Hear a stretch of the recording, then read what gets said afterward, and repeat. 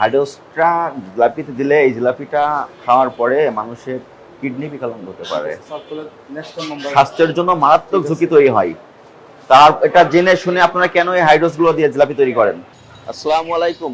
জিলাপি কি কি দিয়ে বানাচ্ছেন এগুলো? জিলাপি, ময়দা, চাউলের গুঁড়া আর কি? হ্যাঁ, আপনি কি কারিগর? খামির তৈরি করেছে কে? আপনি। হাইড্রোস কতটুকু দিয়েছেন? একটু পরিমাণে দেওয়া হয়, আবার থাকলে মানে মাওয়া থাকলে দেওয়ার প্রয়োজন পড়ে না। ও কখনো হাইড্রোস দেন, হাইড্রোস মাওয়া থাকলে তখন মাওয়া দেন।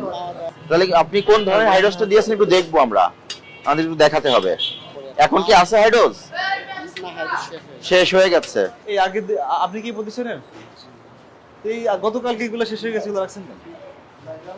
হ্যাঁ, কি করবেন আপনি এটা? আজকে দিবেন না? কার জন্য রাখছেন এটা? হ্যাঁ, স্টাফরা খাওয়াইলে এটা গতকালকে চলে যাবে। এটা আপনার এখানে থাকবে না, এটা আপনার প্রতিষ্ঠানের ফ্রিজ না। এখন ধরেন রাখছেন, এর ভিতরে পরিবেশ দেখছেন। এটা কি? হাইড্রোস ইয়ে না, গন্ধ তো একটু আসে না।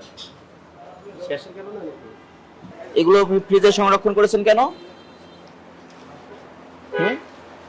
বাসি ইফতার ফ্রিজে সংরক্ষণ করেছেন কেন? আজকে আবার গরম করে বিক্রি করবেন তো কেন? উদ্দেশ্য কি ছিল?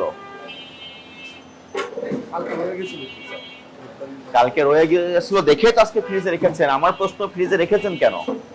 এটা তো ইফতারি, কালকে সন্ধ্যার সময় বিক্রি করেছেন। যদি থাকে, যদি স্টাফের খাওয়ার জন্য হয় তাহলে তো কালকে রাত্রি আপনারা খেয়ে ফেলতো। এখনো কেন আছে? এটা কি আছে? কারণ আপনি অসৎ উদ্দেশ্যে সংরক্ষণ করছেন।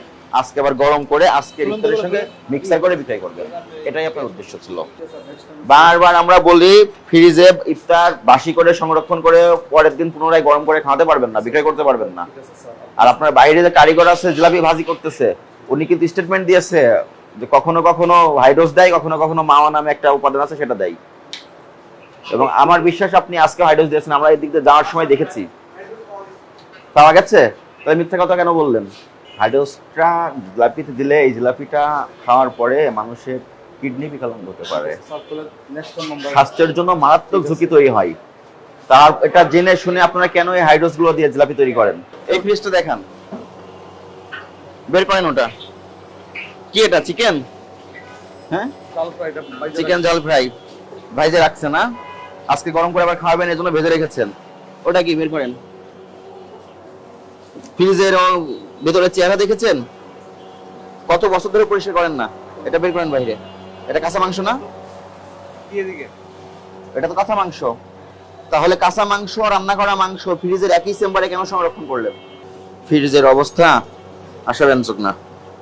তাহলে আপনি দীর্ঘদিন হোটেলে কাজ করছেন, আপনার কাজের অভিজ্ঞতা আছে, আবার এখানে এসে সেই একই অবৈধ কাজগুলো অবলম্বন করলেন। আরে এত নোংরা কেন আপনার এই প্রতিষ্ঠান? এত নোংরা কেন?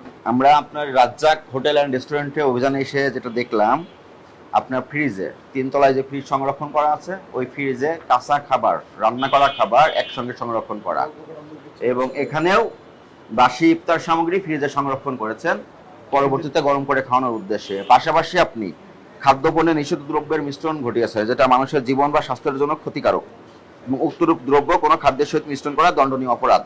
এখানে আপনি যে জিলাপি তৈরি করেছেন, এই জিলাপি আপনি সুপরিকল্পিতভাবে অননুমোদিত হারে হাইড্রোজের ব্যবহার করেছেন। ভোক্তাধিকার সংরক্ষণ আইনের 42 ধারার অপরাধ সংগঠিত হয়েছে। আপনি অপরাধে দোষ স্বীকার করেন। আপনাকে আজকে সতর্কতামূলক 20,000 টাকা আর্থিক জরিমানা আরোপ করলাম, এবং ভবিষ্যতে আপনি আর কখনোই হাইড্রোজের মিক্সার করে জিলাপি তৈরি করবেন না।